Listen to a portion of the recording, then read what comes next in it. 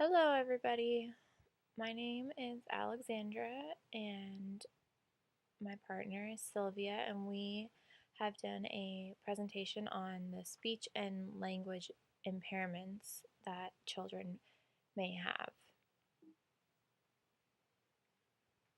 Now, although almost always the speech and language impairments are listed together, they're actually very, very different, so it's important to know the differences between them. So I'm going to explain to you about speech disorders. A speech disorder is defined as a condition in which a person has problems creating or forming a speech sound needed to communicate with others. So here I have listed for you the three most common speech disorders, which is articulation disorders. These disorders mostly deal with sounds that are distorted when a child's trying to talk.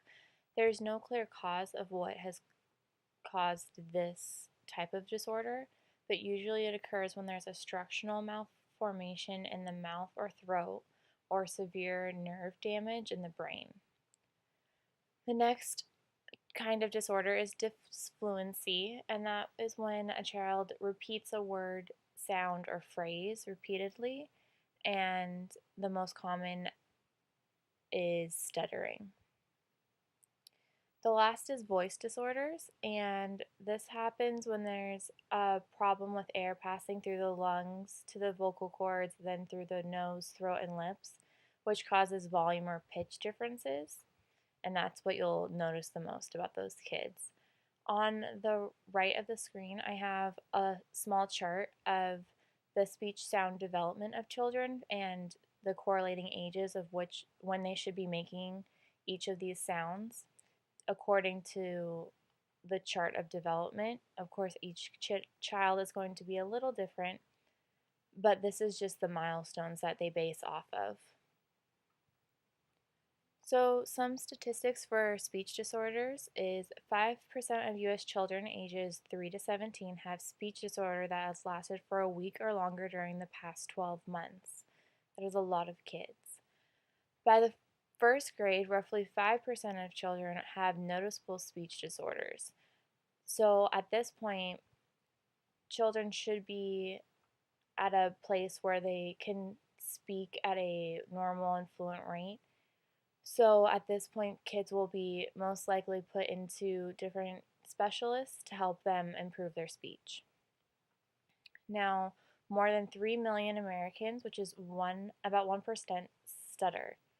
And in California alone, there were 160,071 children receiving special education services for speech and or language impairments in the 2014-2015 school year.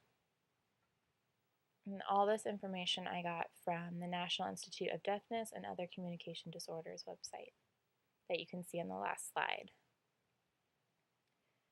Here's a chart of the amount of children receiving special education services for each type of disability. You can see highlighted around a box of yellow is the speech and or language impairment. Since they're always grouped together, we don't know exactly which is which, but 21% of children are receiving these types of services.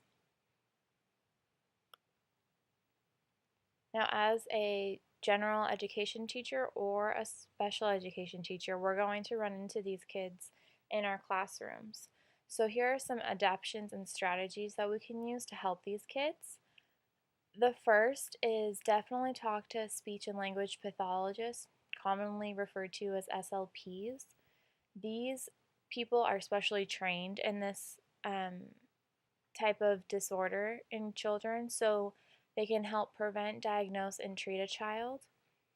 These are usually professionals that are on site, and the students are sent out of the classroom for a certain amount of time each day or week, depending on the severity, for specialized instruction.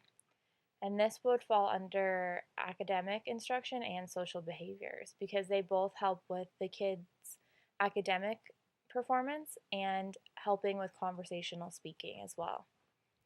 The next one is have the child sit up close to a front table so they can hear you and watch your mouth easily as you talk. A lot of children that have speech disorders need to see how you form the words with your mouth, so it will help them in the long run.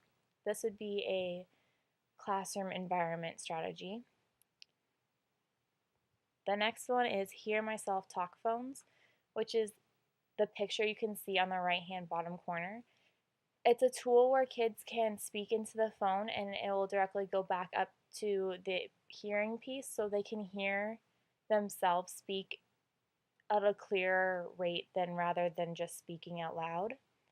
And the kids think it's a lot of fun, so it's also more of a fun activity rather than a learning activity. But this can fall under academic instruction and social behaviors. The next one can also fall under both of those, into academic instruction and social behaviors, which is sign language.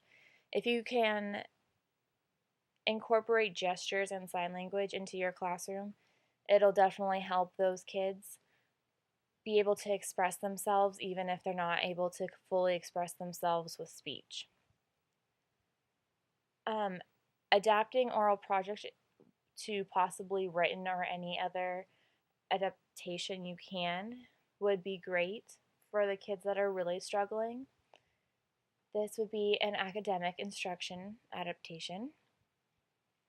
Always allow the child to a little bit longer time to respond and never ever cut off a child that is trying so hard to speak to you. It's taking a lot for them to process in their brain what they want to say and then figure out how to form their tongue and lips to say it to you.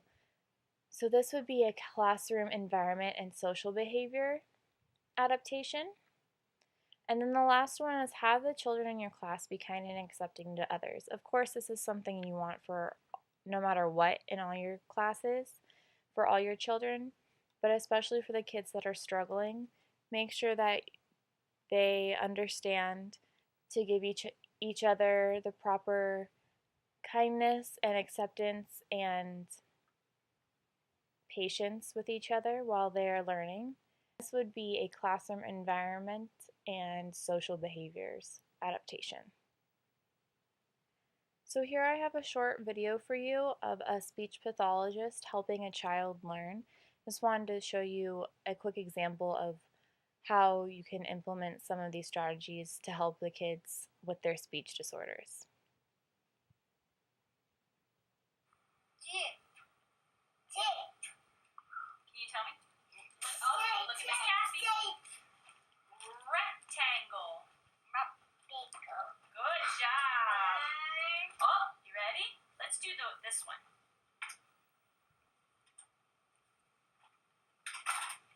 You ready? Look at my mouth. Look at my mouth. You ready? Circle. Good job. Alright, so you can see that she is helping him articulate the words by watching what she's saying and also very clearly stating what she wants him to say and giving him time to respond because you can see him working it through his little brain.